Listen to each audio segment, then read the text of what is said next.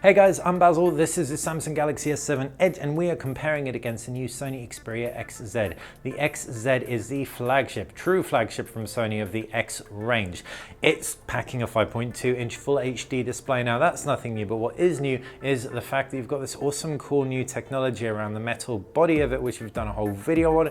You've also got really powerful internals, and on top of that, they brought back water resistance. So just like the S7 Edge, it's IP68 certified. Now the S7 Edge does have a curved screen. It's got a high resolution screen as well. So this thing has a 5.5-inch Quad HD display. It's a Super AMOLED display. It looks stunning. You've also got a fingerprint scanner that doubles up as a home button below the display, two capacitive buttons either side, whereas the Sony has a fingerprint scanner on the right hand side, just like past Sony phones, as well as a volume rocker power camera button combination.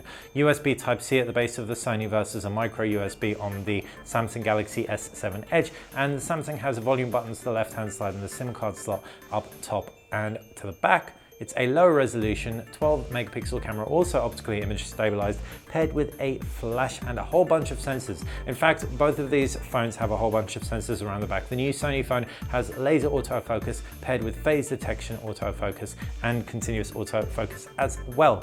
In addition to that, the new Sony phone packs Android 6.0 with the UI that we've seen on the Xperia X, which I can very quickly bring into frame for a point of comparison. And that consists of home screens as the Samsung's UI, an applications tray as the Samsung's UI, and a pull-down notifications tray as well. Perhaps the key difference comes in the form of the fact you've got a universal search by pulling down on the Sony home screen UI. Generally though, Android app support is going to be identical and they're both going to perform very well given the power under the hood. What is that power, you ask? Well, if you've got the S7 Edge in Europe, then you're going to have a Exynos processor, and that is versus a Qualcomm Snapdragon 820 across the world, mainly in the US.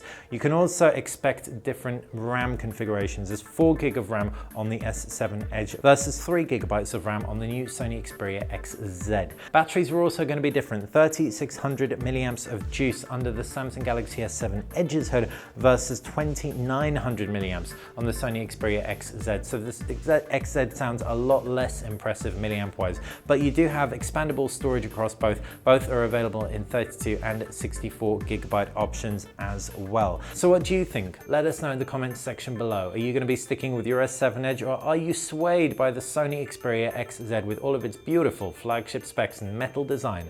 Let us know in the comments section below. Like the video, click like the channel, subscribe. Thanks for watching, be teched.